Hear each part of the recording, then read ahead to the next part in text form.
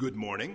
I'm Dana Gioia, the director of the Harman-Eisner Program in the Arts, and I would like to thank you all for coming here without the spiritual strength of coffee into this thing. I saw many people chugging at the last minute outside.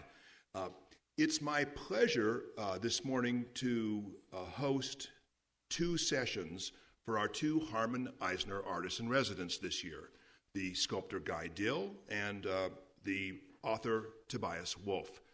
The part of the vision of the Harman-Eisner program was to actually bring artists who would stay in Aspen, sort of not simply during the festival, but around it, become involved in all of the festival sessions, meet people, as well as visit some of our sister sort of cultural communities like the Anderson Ranch, the Aspen Museum.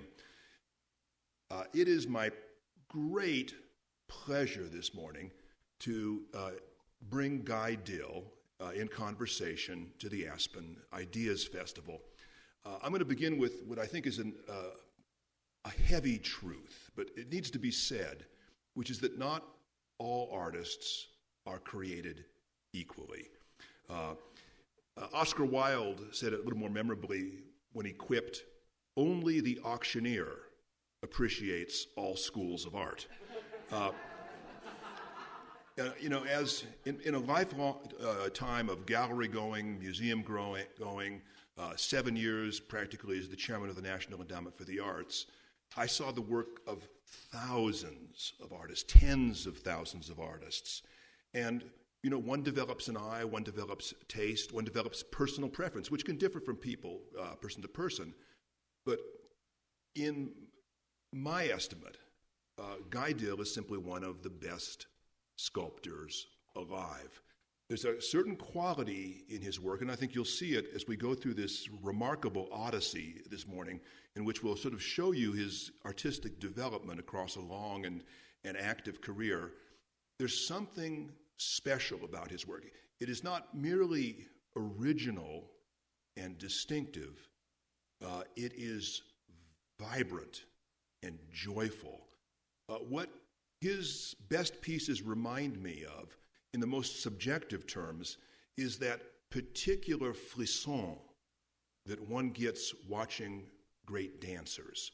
With a dancer, through energy, through movement, through shaped, through mastery, one gets the illusion that the human body can defy gravity. Although what we're always seeing is a masterful artist using gravity to give us that illusion.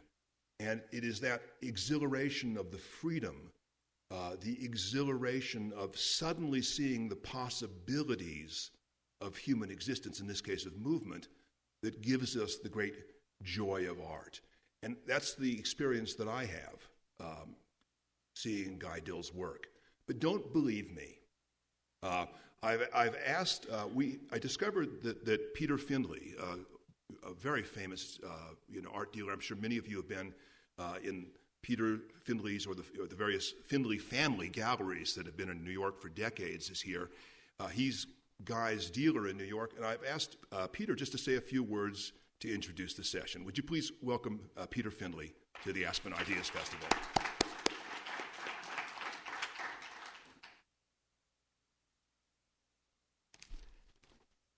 Thanks very much. I'll be very brief. Good morning. I think you're in for a treat in seeing the work of this wonderful sculptor. I thought what I would do would be to sort of set the stage for their conversation and remind you of things that you know about sculpture but have probably forgotten in terms of the history of where Guy comes from. So if you look back at the 19th century, most sculpture, and I have trouble thinking of any sculpture that's not relates to the figure or some animals or things like that. It's all about the figure. As we segue into the 20th century, prior to the Second World War, there is abstraction, but there's very little non-figurative sculpture. The non-figurative sculptors that you would think of might be Brancusi, who's sort of figurative anyway, Calder, Gabo, who only worked in small pieces, Gonzalez, someone who most of you probably don't know. In painting, Mondrian, Kandinsky, non-figurative art was not a big thing. Most of the early 20th century art still comes out of the late 19th century. The Second World War comes, and it ends, and it gives to the United States an explosion of energy. And out of that comes abstract expressionism, the Abex movement. Klein, Pollock, Rothko, all the names we know. And parallel to them comes David Smith, Marc Souveraud in sculpture, and the Abex movement segues to its logical end towards about 1960. And there was a logical end. There was no place for it to go. And segues into color field painting. But the legacy of Smith and Souveraud was huge for a young generation of artists that was coming along, one of whom was Guy Dill. And Guy graduated from college in 1970 as one of a remarkable group of very talented young people. He graduated in 1970 to almost instant recognition, part of a group show at the Guggenheim Museum, acceptance in the Blum Gallery in New York.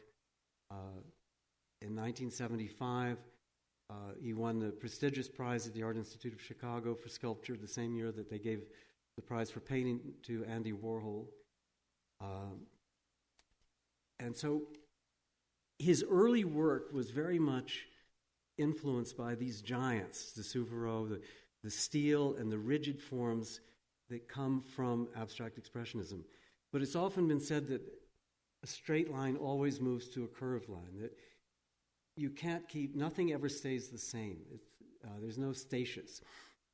So Guy's work, while it begins, and you'll see this, as it's very rigid, constructed pieces, eventually evolves into his own very personal language. And I think one of the elements of that is what I call the sensuous curve. You'll find these curved forms throughout almost all of his work. And so he evolves into a different kind of energy. Guy, I think, holds a unique place today as one of the very few interesting and successful large-scale sculptors. Most large-scale sculpture, I was explaining to a woman outside a minute ago, that you see is actually small sculpture that somebody's enlarged. So they just take a small piece. Henry Moore's tabletop pieces, they say you want it 15 feet, they make one 15 feet. Guy's pieces, large-scale pieces, are really designed to fit the environment where he's working, the same way Andy Goldsworthy does, who you have out here. Well, he's a perfect example. Robert Smithson works in the desert. They're designed like that. Okay. So, where did I want to go with this? I think that over the years, he's built quite a career. He's in over 30 large-scale pieces in major corporate collections, over 20 museums.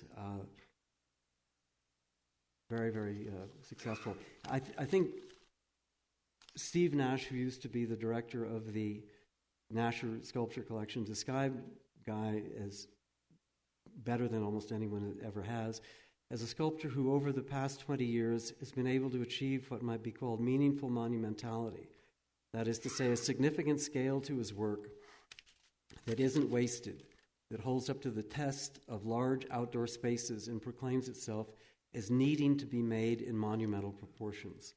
And I think that says it very well, and I think you're going to see that in the pictures that come. Thank you. You're going to have to get a tech guy. The computer's been inadvertently turned off here, and so, we don't need it on for about a minute or two, but let's just begin, Guy. This is simply stage business. Welcome to the Aspen Ideas Festival, Guy. We have a lot of material to cover. We're going to take you through a whole survey of Guy Dill's career, but I wanted to start with your life, which I think gives an interesting and a meaningful perspective on your career. You are the child of a bohemian family. That is, your father was an actor, your mother was an actress, a dancer, and then a writer. Both of whom were pulled into the practicalities of World War II. Your father was in the Pacific in the Navy. I believe he sailed landing vehicles, right, which had to be about the second deadliest job in World War II after being in submarines. And your mother actually, although her name wasn't Rosie, was a riveter. Now you were born in Jacksonville, Florida, but within a year you had moved to the West Coast, I believe, and you were raised in something that people have almost forgotten, is working class Malibu. It's not what one thinks. Not an oxymoron. And your father died when you were 5. Your mother, supported the family. You were not, I don't think, a child.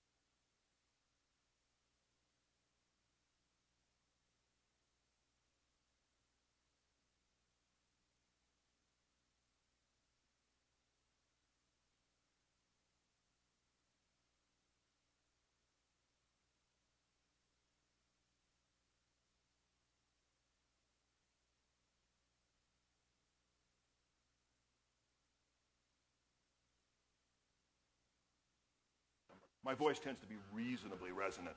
So at 18, you are graduating from Santa Monica High School, and you go to your mother to discuss your future, and what's the conversation?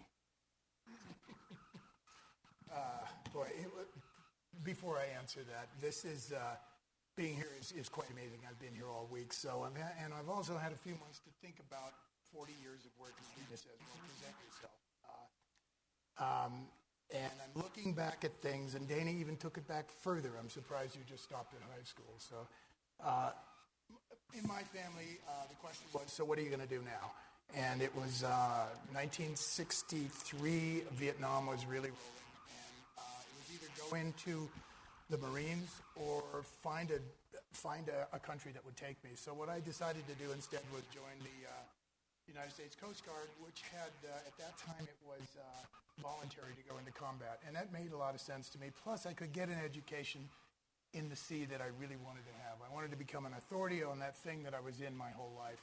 So my career in the Coast Guard, I spent 3 years on a buoy tender where we would take 20-ton objects out of the ocean in a rolling sea and put them on the deck, bring up 800 or 900 feet of chain, and all this while we're out in the middle of the sea and really don't have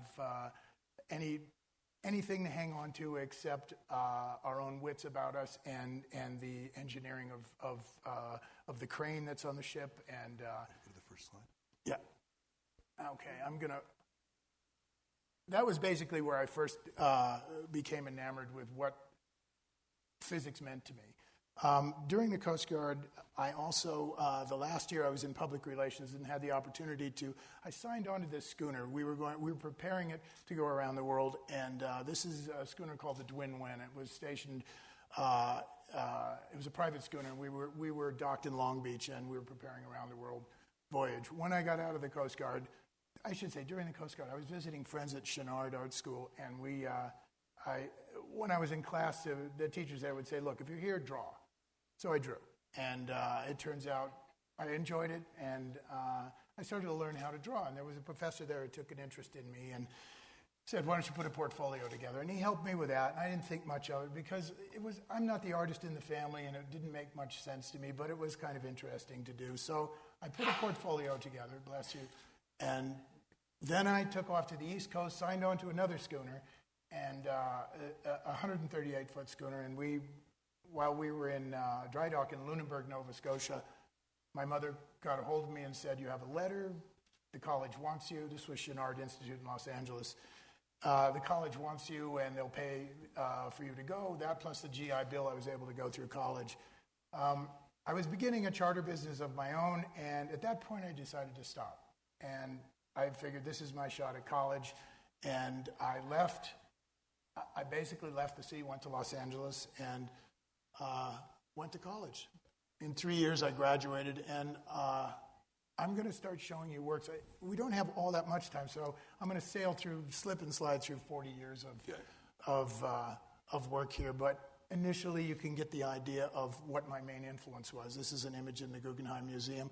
This piece was also shown. Frank Gehry was a good friend at the time, and we were all building inside our studios and putting places together in old warehouses in Venice. And Frank was very envious of all that stuff because we didn't get permits and we didn't get permission and we didn't have any money. He thought, what a great idea. I want to build too. So, a lot of the influence of the artists of that time, wore off on Frank. And this was in an exhibition at the Weissman Museum in Minneapolis that he designed. And what he did, to his credit always, is that as an architect, he acknowledged all of the artistic influences that he had. And it was myself and 15 other artists from Venice. Oh, this is, I don't know if you will, but that's Saul LeWitt in 1969. And I'm standing next to him, and he hired us students from Chenard to do his wall drawings at the time. One of my first exhibitions in LA, this is Mary. Now is in the Orange County Museum of Art. No one could be in there during the opening. The tension on the way the glass was held and so forth, everybody sort of stuck at the edges and peered in. And so in my opinion, I was working on pulling on the architecture and stressing on the walls, hanging things from the walls. I had no money also at the time, so as artists most often when they're young don't. So I used cardboard, which I could borrow from UPS trucks. And exercising slack wires and architectural references and, balancing acts. This work, The Last Supper, I finally was able to move into wood. It was a huge leap because then there was more weight to deal with, and I could really control my line better. Drawing. Now, about this time, you're contemplating moving to New York, aren't you? Yes. Well, actually, from the moment I graduated college, it was sort of grad school. You go to New York. And what I did was I always kept a car and an empty warehouse in Venice. And then I'd go and give someone my loft, and then I would take someone's loft in New York. And did this for most of, till about the middle of the 70s. This piece is in the Stedelijk Museum. E. de Wilde, who was the director, knocked on my door one time in Venice. I don't know who he is. This small Dutch man with a heavy accent asked to come in. He said he liked the work. He showed me his credentials, said, I'll take that, and he left. And I got a check, and that was that. It was the easiest thing. You'll see contrast in my work, the black to my white, the transparent to my opaque. I'm still inside at this point.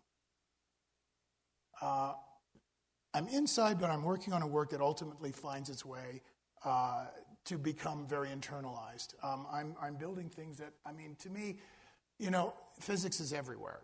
The wind intrigues me, but also just sitting in a chair, looking at my fingers, figuring out, well, that's kind of interesting. I wonder if I could make that and make it hold up by itself. So the final piece I did with this, I eliminated the side pieces, and this is in a collection of the Orange County Museum, the pit bull here. And this one was pretty influential to Frank as well because he called me into his office early for a meeting that we were all having, and he said, I got to show you this. He takes me out to the back, and he had built this. And I had sent him a photograph of this a week earlier. He had not seen it, and he said, I didn't see this photograph till last week. And I just thought it was amazing because we're all thinking of the same things at the same time. If you think about the parallel operations of artists, the way Warhol painted every painter he knew about, until he mastered it. Picasso did the same thing. He was interested in how to paint everything until he found his own recognizable Now, Guy, this authorship. piece is held up simply by gravity? Yeah. Tension, compression. Exploring that idea a little further. This is in Queens, and it's at the Socrates Sculpture Park. The first one of these is actually this, which I cast these. This is Cal State Fullerton. I cast the slabs on the floor, lifted them up, punctured them, and could compose in space. Composing in space, production design is essential to everything I do. Okay, a shift. This is the first show I had at Pace Gallery in New York. This is Ninochka, and this piece is in the Whitney Museum. There's a wall of glass, a wall of steel, an implied opening, and then a barrier. It was really about describing space within space. I'm in the.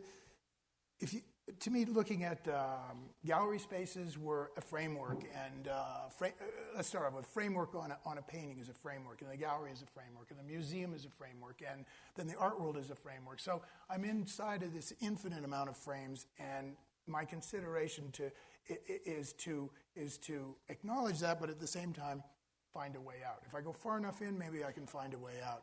This was about precious space, inside of Pace Gallery's precious space.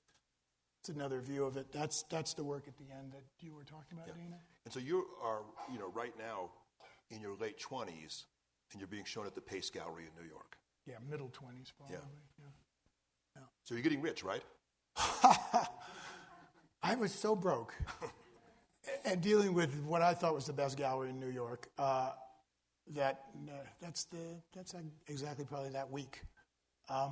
This was the next work. Now this has got an interesting story because you have got a great gallery, and you've got no money, you've got ideas, and you can't afford the materials. So what do you do? Well, Mary Ann was working in helping some elementary school children with speech pathology, and she had a source for tempera paint. So I had a source for photographic paper, and Mary Ann had a source for the paint, and there it was. I actually was able to bring my work back to myself, and it basically cost me nothing. So in this studio in Venice, I decided if I can't make the sculpture, I can draw the sculpture. And this was actually going to be my next show at Pace, but it never came to fruition. Not because the body of work wasn't there, it was just other reasons. Then I was able to sort of mimic the work in the pictures I was doing back to three-dimensional state, and I really like that interplay between 3 and 2 dimension. Later on in the work, you'll see that concept kind of comes up and rears its head again. But not having money was never a hardship. It was just, that's how it was. So you deal with it. If I'm at a table with white linens and silverware, those are my materials. I can use those and I can get by fine, because making art for me at this point was a compulsion, not an obsession. I had to realize it. And it still is to this day. This is at the Santa Barbara Museum. It's been there since 1980. It's just it was just a leap into other material. This is Hellenic marble. Now, how did you first experiment with broken material? There's a story there. Well, yes, there was actually, I could back it up. This piece here, this was shown in the Pace Gallery, and my previous show came to New York, and they pull up to 57th and Madison, 32 East, and roll up the back door, and it was just like a salad in there. Somehow they had not tied the work right. They had shipped half of it to Alaska. Parts were broken. And so I actually put a show together that had broken parts. And again, the show had to go on. I had 2 days. So I recomposed everything out of the remains. And out of that came some other ideas. That background shape is actually the silhouette of the mountains in Malibu where my mother first moved us. I'm now making my own material. It's a cast concrete of a lightweight, which actually I devised this and the industry uses it in certain cases, and pure pigment is infused into the wet cement. This is a Craig Elwood house in Los Angeles. The post and lintel. Now, these compositions are doing what they look like they're doing. The only pins there are to keep them from completely separating during a seismic activity, which we have a lot of. This is in my first building I built in Venice. And this one, too, is except for a couple of pins to hold positions, is basically the materials are holding themselves in place. Yes.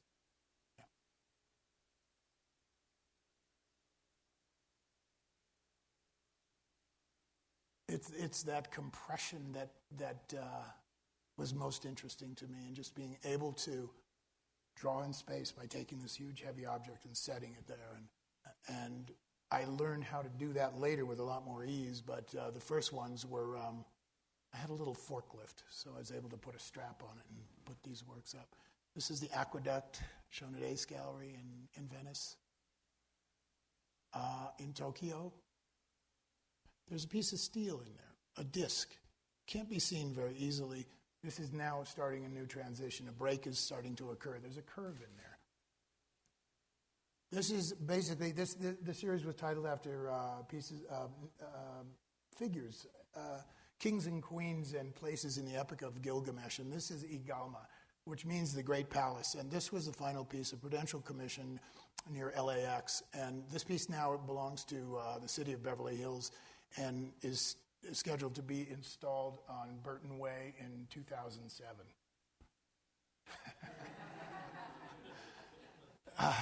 California is having financial problems. This was 180 tons of concrete. I hired a parking garage builder to manufacture these shapes for me. There's production design even in this scale. I didn't like the separation of pieces nor the distancing, so there was some rearrangement on the site, which is critical to any large-scale piece, which I try to keep that practice alive. From the curves that were discovered, now I have the freedom to make work that actually has a lyrical edge to it because of welding, which I'd stayed away from. I wasn't too excited about that because I like just putting materials together. This is a show at Ace Gallery in the where are we? Late 80s. And these works are all, 10, 12 feet high.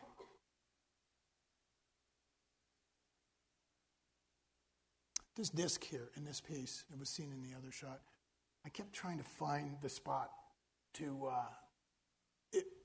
it worked in every place I put it, and it was really frustrating. So what I did is put a bearing in it, and the ambient air turns it. Because of that, I got invited to all kinds of kinetic shows, which I fortunately turned down. But as soon as you do something that moves, boy, they're after you. They want. Oh, that house, by the way, this house was Cedric Gibbons' house, that great Art Deco house in Santa Monica. He's the guy who designed the Oscar. Am I moving fast enough here? I should move faster. This is leading into the next series of work, and scale is becoming more important. I'm sort of engaging the viewer in a kind of what I call a pavilion, that it's not only a destination when you get there, there's a meditative quality. Las Vegas. It's about 20 feet. This is a period in Brussels when, in the early 90s, when there was, we had that great recession. So I really did a lot of work in Brussels because I had a lot of support with the Flemish community. This is the Oudonk Castle in Ghent. I was the American guest there at an exhibition. A small park that I can't go into too much detail because of time, but I designed the park and it's surrounded by cars and it became that smoking area, which eventually people chased the smokers out and it became a more meditative area for the people in the building. Peter Findley's house in Aspen, the famous mushroom house. This is a work called The Spanish Tableau at night. You can go through this work. It's at the Sony Music Campus. It's a 40-foot long sculpture. Let's pause here for a second. So ask a question. You're now back on the West Coast, and your work has developed this lyrical, dynamic quality, in which it blends into the environment that you've been, that you're setting it in. How did being on the Pacific versus being in the enclosed spaces in Manhattan affect your work and make something like this possible? Yeah, there's a huge psychological shift, and New York is we used to call Richard Serra and Carl Andre and all these guys bears. I mean, they had these really hideous lofts downtown that had no light in them, but they were doing this amazing, interesting work, and they were really dealing with the detritus of the city and stealing old plates, highway things off the floor and off the city streets. There's a lot of freedom in Los Angeles. There's no tradition. There's relatively no history. So to be an artist in Los Angeles, especially at that period, inventiveness was important. being able to exist without the support and the spine of history and tradition, and just be able to create work.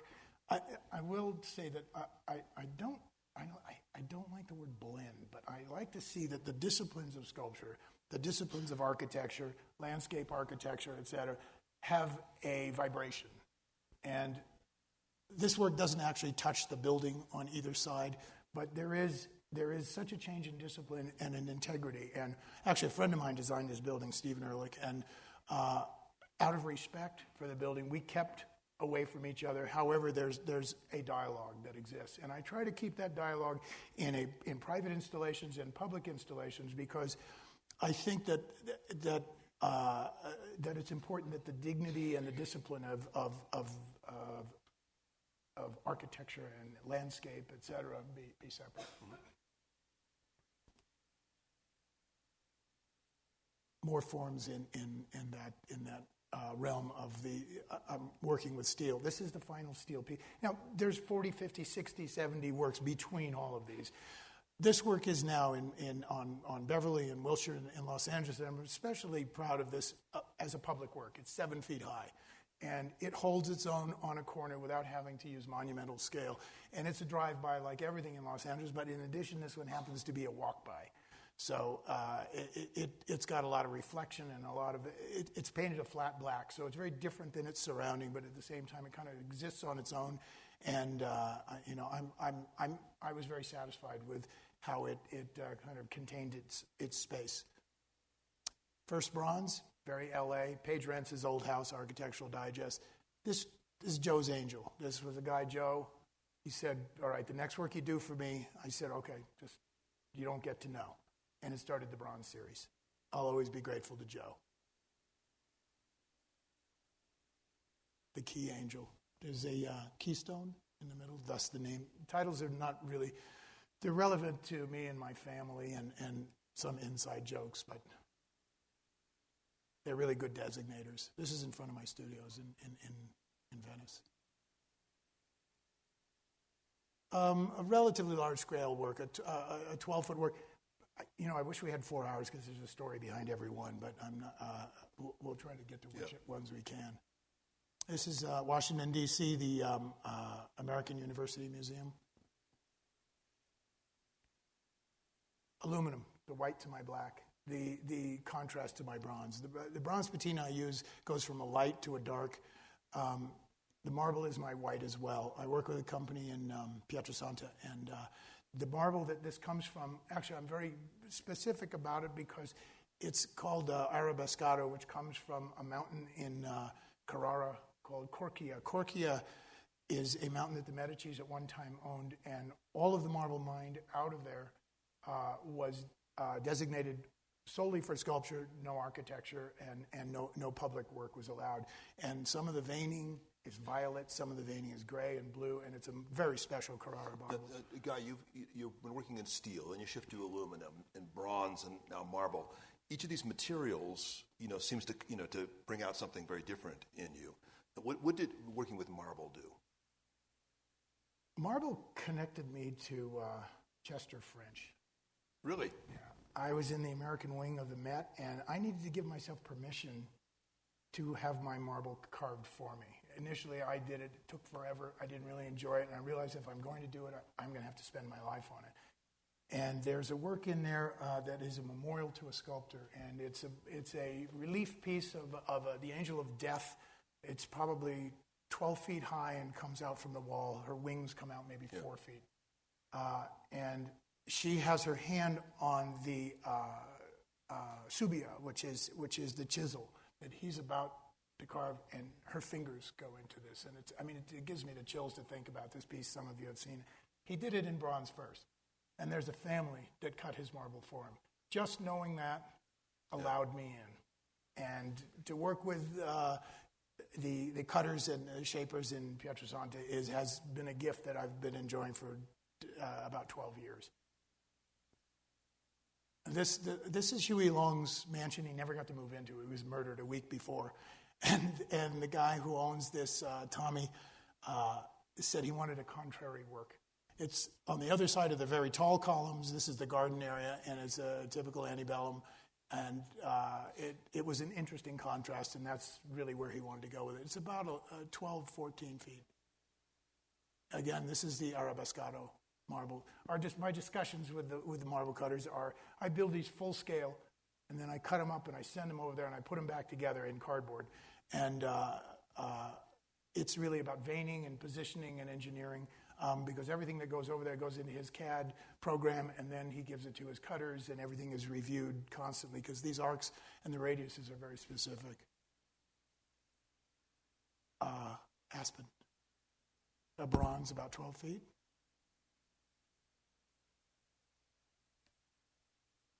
The making of a bronze in the studios in Venice, there's a lot of labor. Once they're welded and put together, there's a lot of hand polishing before we patina. And this is this piece, which one of my favorite locations ever. It's a sentinel on a hill in Santa Barbara. It's called Coast Angel. Brussels. I was told I'll never get a public... How tall is that monumental sculpture? 10 feet. But because of the way the mound was, and it's one of those circles where you drive around while you're lost, looking at them, and you get a sculpture to look at, but you're very much below it, and the cars are all tiny, and the scale there worked that way. Bigger was not necessary. So this 10 feet was, it worked fine for that spot. There's a TGV that runs right under it as well, and that smokestack in the very middle, that's actually the right on the edge of Brussels, the city center. Now let's talk about your creative process now, which I think will surprise a lot of people. How do you begin a work, like this? Well, whether it's aluminum or marble or bronze, I think we have a picture coming up here that will illustrate that. There's more pictures in here than I thought. Okay. There's models all over the place. Okay, I build in cardboard in the glue gun, and it's so fast, and it's so satisfying. And if that could be the finished work, I'd let it be the finished work, because I'm so far behind. I mean, that seems to be the problem. The older I get, the more behind I get, the faster I have to work, the more I want to do. And I couldn't have predicted that as a younger artist. I was always worried, am I going to get another idea? And then I was so excited, I got another idea. And my ideas run kind of like, I always ask, people say, well, how do you get an idea? How does that work? How do you work? What's your inspiration, et cetera? I said, well, you know people that have a muse, they're musicians, and they write it out. And it's a phenomenon. We know about musicians like this, and it's very true. Then there's musicians who get 3 notes and go to work. That's me. I get a gesture. I get a direction. I get just kind of a push on my head where I want a tangle that has a certain attitude. Mm-hmm. I want an emotion in there. The equation of my work is 1 and 1 equals emotion. The sum of its parts is more than, and it's unpredictable. But if it gets to that point, then I'm on the right track. Mm-hmm. So it's really a lot of, right here I'm just clamping a piece together in the final bronze. And when you begin a piece, even if it's a larger piece, you tend to begin it at a human scale, don't you? Yes, this is the size I work in. This is my favorite size. The model is off to the right, because it's really the spread of my arms and my height, because I understand it so intuitively that I can scale up or down from there. Now, as we scale up, different things happen.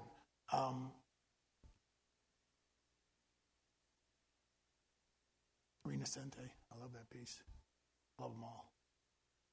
This is in Peter Finley's gallery. We're going to go to that illustration. Yeah. So this is just one side and the other of the same piece of Agent. Okay. My ceilings on the ground floor of the studios are 17 feet, and you can see the top piece is touching. This is all in cardboard. So I can be exact, and I can now compose in space. I use a forklift to get me up there, but I can move pieces by hand, take my glue gun, and I can tape them on, and I can really experience in the next scale how things are going to work. It also saves you a great deal of money when you FedEx the models to Italy. Yes, right. Which I've now I learn. I FedEx two models. Yeah. One they take apart and one they leave together, because once they take it apart, somehow it never goes together right. Yeah. I've seen Italian surprises, and we have to start over again. This is the piece that was in cardboard, and we're loading it up. This is there's two buildings of the studio, that one, and these big gates in between. Since I do a lot of container shipping, it's really convenient. We can either crane it outside or bring the containers inside. This is inside the courtyard. And this is where it ended up, which is in Silicon Valley, Moffett Park. I'm showing you the final piece in this slides. This is a cardboard that WCI hired me for. This was the first feasible model in cardboard. The next, I wanted to show you that because that's always the phenomenon from the first model to I redesigned the pond and the water detail, et cetera. This is an 11-ton work that is 33 feet high. This is in the boardroom when you hope they're paying attention, because this model, which I can't seem to find now, I'd like to get my hands on it, had every gesture that I was after in this 33-foot work, and for me it's very exciting to present a work because my enthusiasm hopefully comes through, and I was really excited to be able to build this. Madison, Connecticut, in the fabrication yard there. The thing about this work was we knew exactly what it was, and it was engineered that way. However, because I had to make certain changes in scale, so we had to redesign and so forth. But the way I did it was to actually put it together in space, the real stuff, the bronze. And it was great people to work with here. And I had this is installing the work at night, broke every union rule. These guys wanted to see what this thing looked like. This is the final work. It's at the Regent Val Harbor in Miami. That's the Baker Overhaul Inlet, and in a waterway in the Atlantic Ocean. We were going to float the work down by barge, but we ended up using two trucks because of the currents were too strong in the inlet. Well, thank you for that quick overview of a long and rich slide. I wanted to open up the floor now for questions. We have, I think, 2 microphones. So just raise your hand and we'll bring you a microphone. Please identify yourself and ask your question. I taught for 5 years at university, so I can wait. A very mundane question. We all see cardboard in our lives, but you obviously have another superior product of cardboard. How does that, where do you get your cardboard, and how does that sculpt the way you do?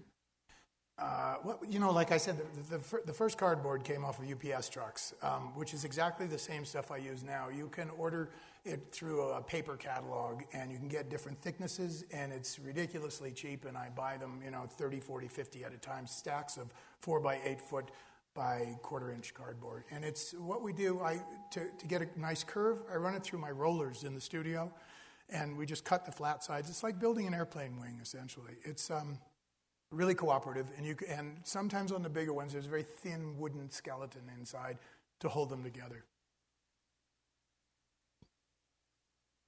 Dana referred to your early work as being rigid. My name's Gioia. I'm from Aspen.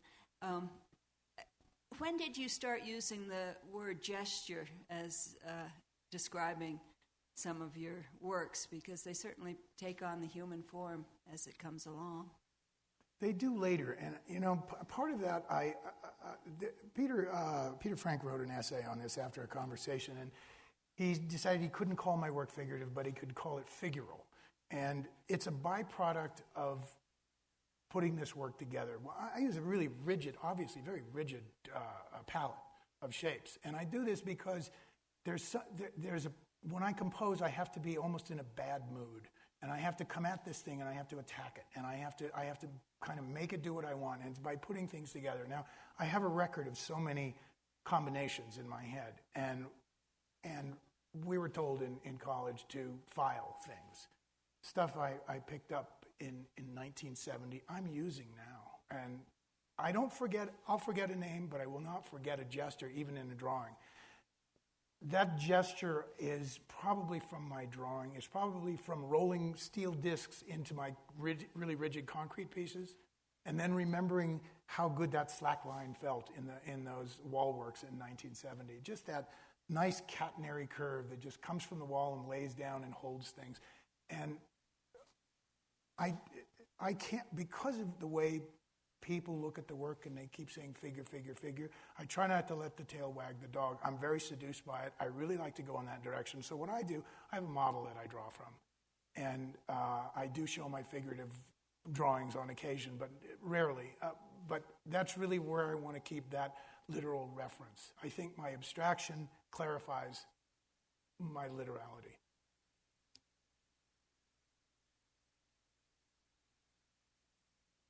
Janet Eckelman. Hi, Janet. Hi, Guy. And I'm going to interrupt. We should congratulate Janet, who just had whatever was beyond monumental, an epic sculpture installed on Thursday, I believe, in Denver. For the Biennial of the Americas, which has brought the Latin American presidents here. This question is for Guy. More than the figurative or figural elements, I really respond to the rhythm, the visual rhythm in your work. And I wanted to know if you might speak about music and the relationship of your work to music and rhythm. You know, that's actually really interesting, because in the Sony Music Campus, that 40-foot long work, Sony Music Campus, I didn't want to be literal about music or anything, but there's a real parallel between written music and those symbols and the kinds of simple shapes that I use. So a friend of mine, Andy Summers, has a studio nearby, and so I went to him and I said, can you print me out like lots of music? I want, really thick symphonic pages and everything. And he selected a lot of stuff for me. And like John Cage, I saw a rhythm.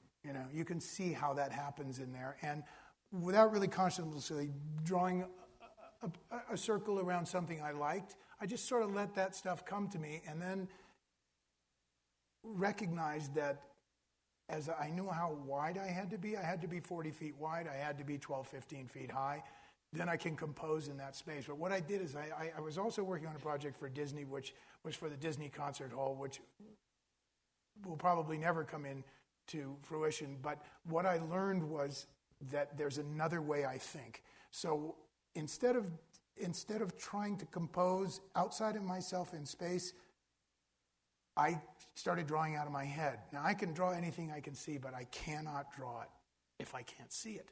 So I started drawing what I couldn't see, and I found a link up with that rhythm.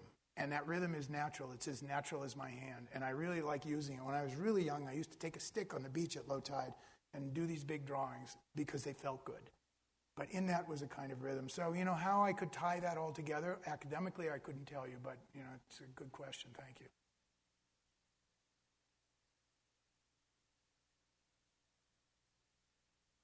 Hello, Guy. I'm Jeff Burkus. We did the architecture over at Dorhosier with Andy Goldsworthy. And something that you said really touched me about the vibration between architecture and your art, sculpture. And you said something about being respectful of sort of not touching the architecture. And in working with Andy there was a complete meshing of the two.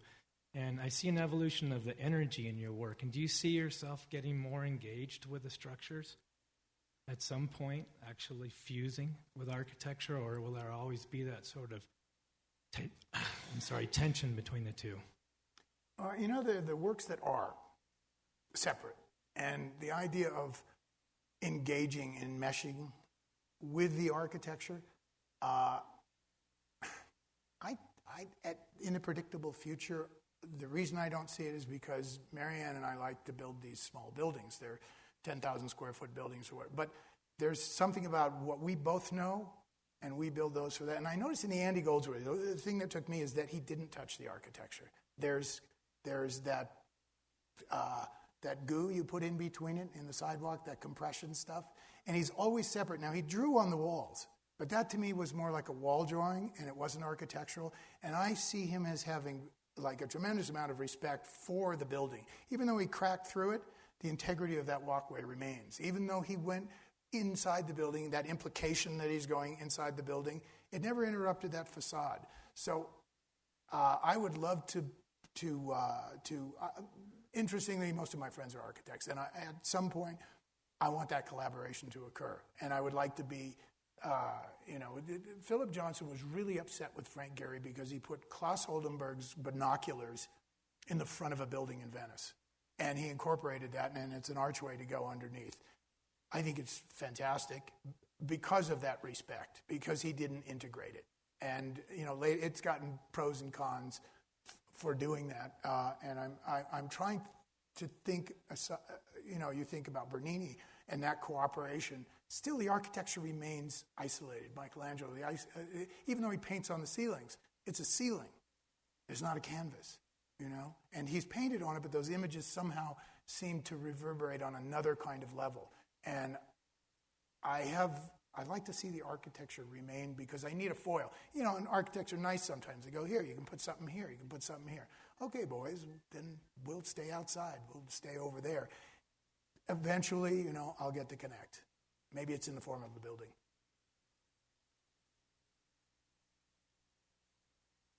I'm very grateful to the Aspen Ideas Festival for bringing artists like you to people like me who have not been familiar with your work, and I'm embarrassed to say that. I live in Aspen, and I'm wondering, when you design a sculpture for a place like Aspen, how do you choose your materials, and how do you maintain them given the destructive force of the elements here? I've seen the paint just totally fall off my house in the last couple of years. Yeah, paint is very transitory. If I use a material like bronze, I use silicon bronze because it loves to be worked, but the patina and the applications on the top of the patina are really critical because that's what holds that surface in place, so we don't get a constant change. If I put a work in, unless I'm hoping for some environmental kind of operative where it changes over time and that's built into the work, that's a different thing. But when I install a bronze, it maintains its color throughout, and that's because we have not only a lacquer called an incralac, but then there is several layers of different kinds of wax, and that wax can be refreshed. The sculpture I showed you in the snow, that's gone through 4 seasons up here. It's now on tour. It's in Italy right now, and it was in Amsterdam in an exhibition. And it's from the day it was made. It's exactly the same, and that's why I love bronze so much. You can maintain that. If I use something like aluminum, same thing. We try to there's a maintenance schedule that has to be done for every sculpture. Put your car outside, never wash it, and that's what happens. So they have to be maintained. But what we look for is something that won't be changed in that in that time of weather evolution. So in choosing a work up here, stone, bronze, not so much stainless steel because it's not stainless. That's a misnomer. It can be trouble. So I look for permanent materials and a maintenance schedule because that's important. Tobias Wolff, Guy. Hi, Tobias. I found, I wish you could have, in a way, bilocated and been in the audience with us watching your own work appear, because you would have heard gasps. The effect of your work really, it was a kind of breathlessness that I experienced. It's just extraordinary, beautiful work. And a thought I kept having in watching this and listening to you was a kind of bilious envy that I felt. That as a writer, I cannot tell you how sick I am of being alone, encased in my own brain, and the kind of how can I put it, the fixity of the life of writing, which eventually does achieve some release just through the work itself. But I really envy you the physicality of your work. The fact that so much of it has to do with moving around, with even business like shipping things, and of course, best of all, getting to go to Italy for your work. That's actually a part of your work. Anyway, to conceive of a life whose art embraces so much, everything I do, all the thinking I do, but also all the movement and the working with science, with physics that you do, with materials, the acquaintance with the elements of the earth.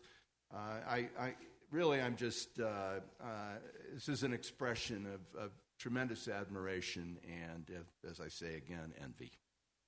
Thank you.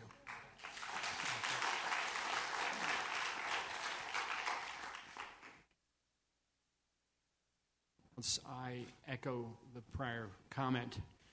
Have you ever done anything with Storm King Sculptor Park in Mountainville, New York? The question comes up every once in a while, and the answer is no, and you're not allowed to ask. I'm not allowed to ask.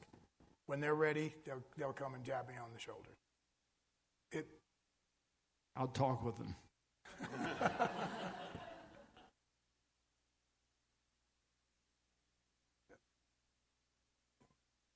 Hi, Guy. My name is Patricia Cox, and I've worked in the performing arts for about 35 years.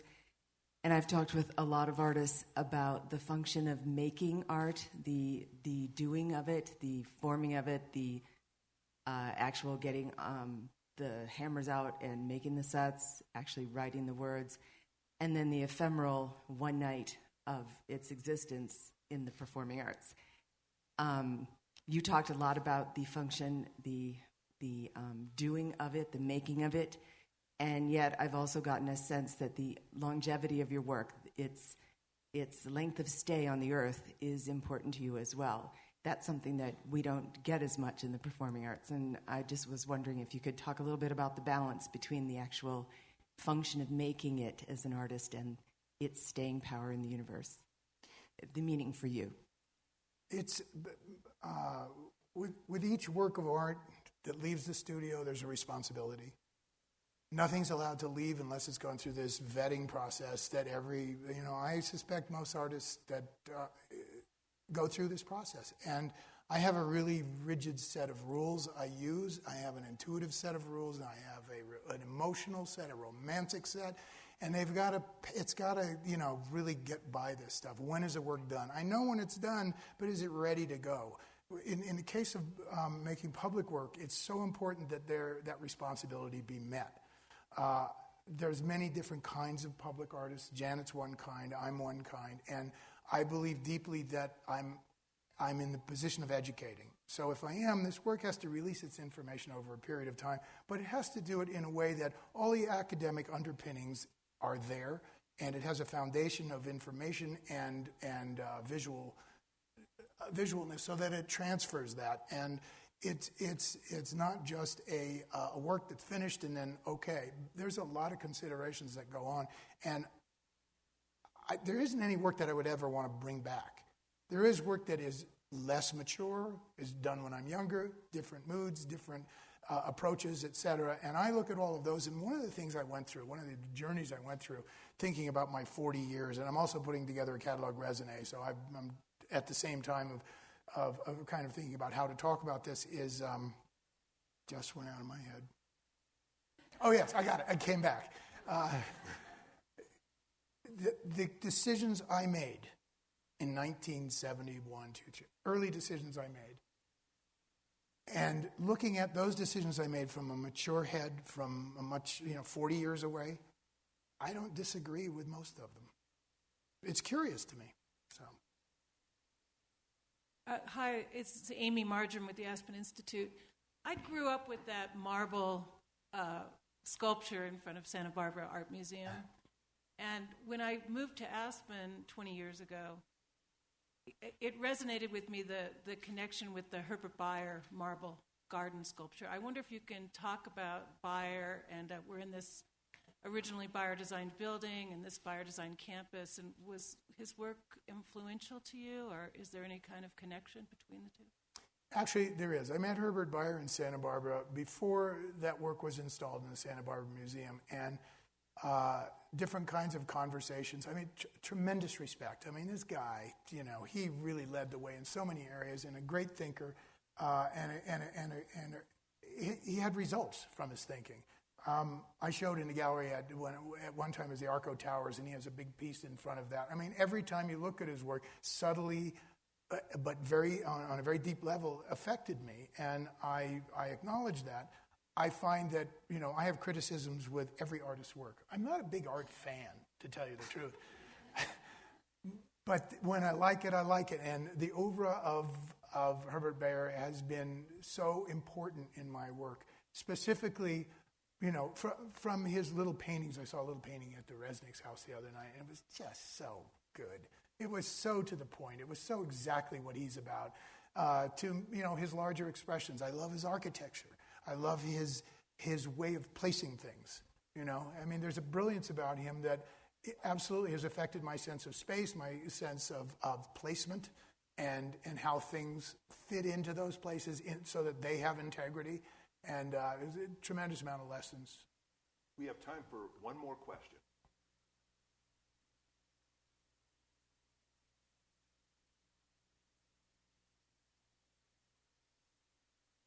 Hi, my name is Leisha Boughton. I'm sort of piggybacking on the ephemeral question, and I think with a lot of young sculptors, we see a kind of crisis of materiality and crisis of craft, and I think it very much comes out of the environmental movement and people feeling that they cannot sort of take these resources and use them for something non-functional. And I just wanted to hear how you answer that question, how you talk to young sculptors about taking the responsibility of materials and using these materials that have value and all that kind of stuff. Yeah. No, that's good. That's a good question, and I think about that, and I have a huge carbon footprint. And cardboard footprint. In cardboard footprint. It's because of the responsibility that I believe I assume.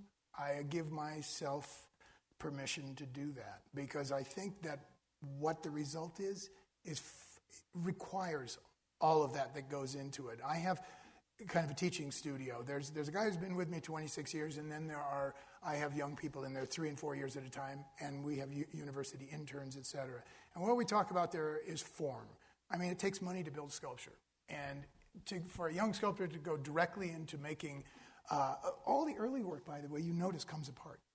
Everything came apart, and it could be reduced to its natural state, with the exception of the rope, maybe, and the cotton webbing. But all the steel and all the concrete, which could be crushed, the glass, everything. And because I didn't feel I had that was my out. Okay, that was my rationalization.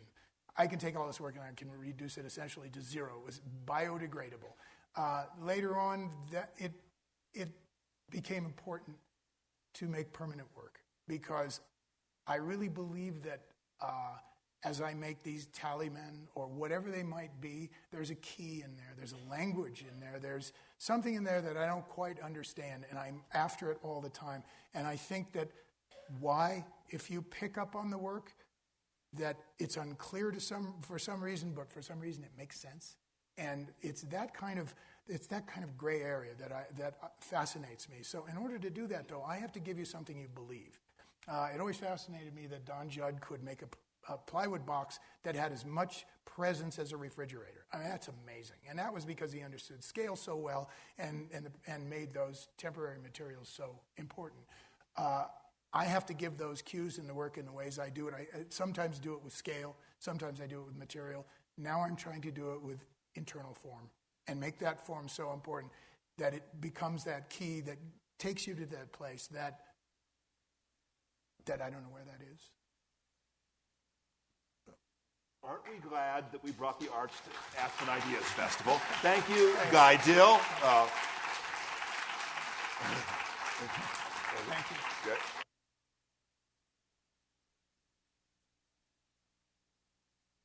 In our session with the other Harman-Eisner artist in residence, Tobias Wolff.